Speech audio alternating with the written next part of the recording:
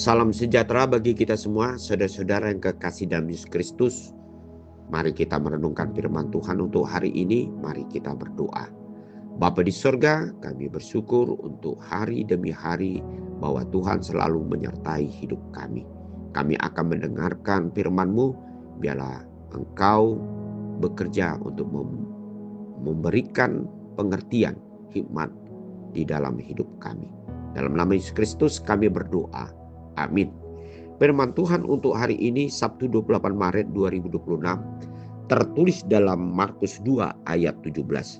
Yesus mendengarnya dan berkata kepada mereka, "Bukan orang sehat yang memerlukan tabib, tetapi orang sakit. Aku datang bukan untuk memanggil orang benar, melainkan orang berdosa."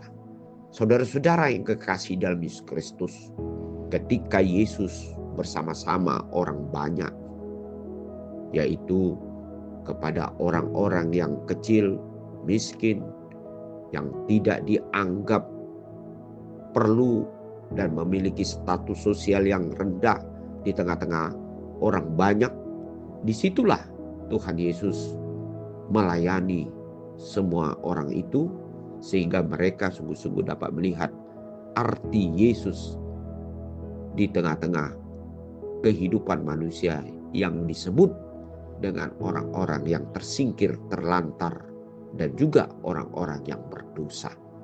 Dan ketika Yesus bersama-sama dengan seorang yang bernama Lewi, dan dialah adalah orang yang bekerja sebagai pemungut cukai, dan juga dengan orang-orang yang disebut dengan orang berdosa. Tetapi apa yang terjadi, saudara-saudara? Orang Farisi, orang ahli hukum Taurat mengkritik Tuhan Yesus, mengapa Yesus hidup bersama-sama bersekutu dengan orang-orang berdosa. Namun Yesus menjawab bahwasanya bukan orang sehat yang memerlukan tabib, tetapi orang sakit. Nah, saudara-saudara kekasih, apa yang terjadi di dalam isi perkataan Yesus ini? Ternyata saudara-saudara, kehadiran Yesus di dalam kehidupan kita adalah di tengah-tengah mencari orang-orang yang patut menerima yang disebut dengan keselamatan dari dosa ataupun dari kelemahan, kekurangan yang terjadi dalam hidupnya. Bukan Yesus datang dan diperlukan kepada orang-orang yang sehat, yang digambarkan sebagai orang-orang yang sudah tidak memiliki kekurangan. Tetapi justru kehadiran Yesus di tengah dunia ini adalah bagi hidup kita yang kita akui adalah penuh dengan dosa yang menyebabkan kita mengalami satu maut yang akan dapat mengancam dan dapat kita hadapi di tengah-tengah kehidupan kita. Namun disinilah Yesus datang ke dunia ini, di dalam kehidupan kita, supaya kita memperoleh kehidupan lepas daripada apa yang disebut dengan ancaman hukuman maut di dalam hidup kita. Nah, saudara-saudara yang kekasih dalam Yesus Kristus, makna inilah yang hendak kita hidupi. Mari kita sungguh datang kepada Yesus adalah juru selamat kita.